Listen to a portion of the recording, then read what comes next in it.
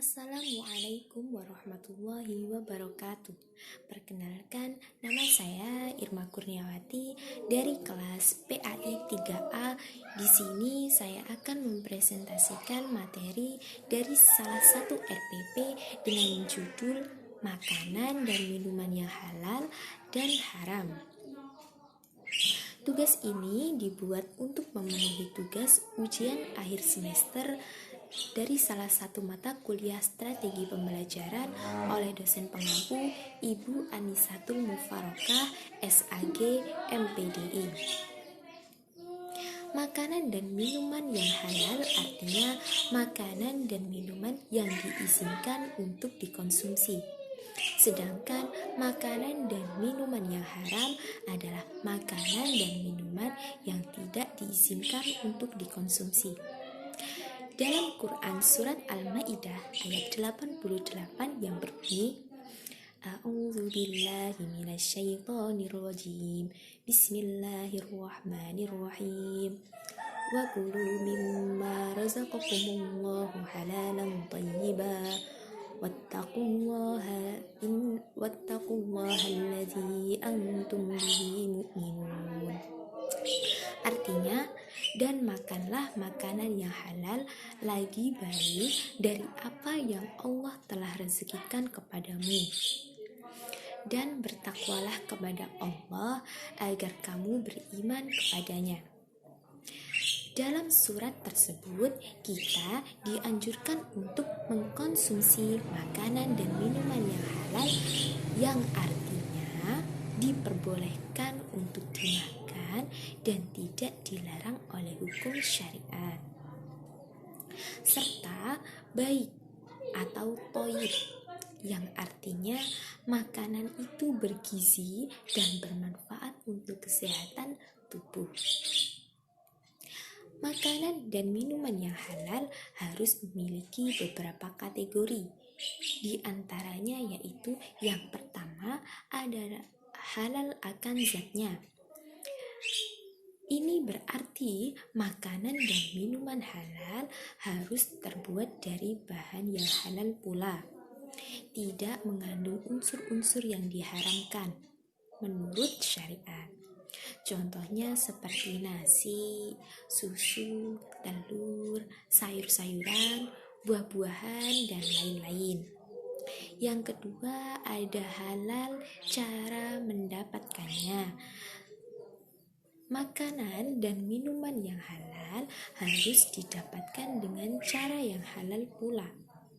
Sesuatu yang halal tetapi cara mendapatkannya tidak sesuai dengan hukum agama, maka hukumnya akan menjadi haram. Jadi, walaupun kita mengkonsumsi makanan dan minuman yang dari segi zat itu hukumnya halal, tetapi kita mendapatkan makanan atau minuman tersebut dengan cara yang tidak sesuai dengan ajaran agama seperti mencuri, menipu, merampok, dan lain-lain, maka hal tersebut menjadi haram. Yang ketiga, ada halal proses pengelolaannya. Makanan dan minuman yang halal harus diperoleh dengan cara yang halal. Cara atau proses pengelolaannya juga harus benar.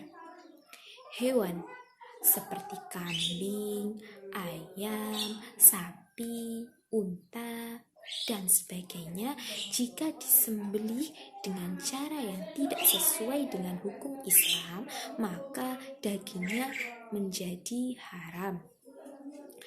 Dalam Islam, ketika kita akan menyembelih hewan, diperintahkan untuk menyebut nama-nama Allah. Nah, dari pemaparan sedikit di atas, kita bisa mengambil beberapa manfaat saat kita mengkonsumsi makanan dan minuman yang halal. Yang pertama, itu bisa membawa ketenangan hidup dalam kegiatan sehari-hari. Karena ketika kita mengkonsumsi makanan dan minuman yang halal, hati kita akan terasa tenang. Karena sesuatu yang kita konsumsi itu telah diridhoi oleh Allah Subhanahu wa Ta'ala. Yang kedua, itu bisa menjaga kesehatan jasmani serta rohani. Karena makanan dan minuman yang halal sudah pasti terbebas dari sesuatu yang dapat membahayakan bagi tubuh. Yang ketiga, kita bisa mendapatkan perlindungan dari Allah Subhanahu wa Ta'ala. Karena kita termasuk orang-orang yang taat akan perintah agama, maka Allah akan senantiasa melindungi kita. Yang selanjutnya, kita bisa mendapatkan iman dan ketakwaan kepada Allah Subhanahu wa Ta'ala. Sesuatu yang halal saat kita konsumsi akan menjadikan hati kita bersih. Lalu kita bisa menjadi pribadi yang jujur dalam kehidupan sehari-hari, dan sikap kita juga apa adanya.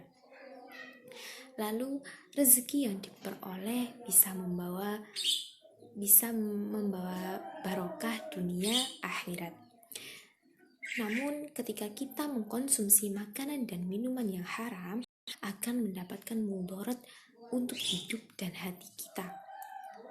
Di antaranya yang pertama, doa yang dilakukan oleh pengkonsumsi makanan dan minuman haram itu tidak mustajabah atau makbul. Lalu yang kedua, uangnya banyak namun tidak barokah. Ini diakibatkan karena syaitan mengarahkan kita kepada kemaksiatan dengan uang tersebut. Lalu rezeki yang haram tidak barokah dan hidupnya tidak tenang, karena kita menghiraukan perintah dan aturan dalam agama. Selanjutnya kita juga berdosa karena telah melanggar aturan Allah. Ketika kita mengkonsumsi makanan dan minuman yang haram, itu bisa merusak jasmani dan rohani kita. Karena makanan dan minuman yang haram sudah pasti terdapat bahan-bahan berbahaya untuk tubuh, seperti daging babi, daging anjing, khamr, dan sebagainya. Nah, dari pemaparan sedikit di atas dapat disimpulkan bahwa jika ingin hidup sehat dan barokah, maka kita selalu taat dengan perintah agama. Salah satunya dengan mengkonsumsi makanan dan minuman yang halal. Apalagi dalam musim pandemi sekarang ini, makanan dan minuman yang halal lagi bergizi akan membuat kita terhindar dari berbagai macam penyakit. Itulah sedikit presentasi yang dapat saya sampaikan. Apabila ada kekurangan ataupun kesalahan, saya mohon maaf yang sebesar-besarnya.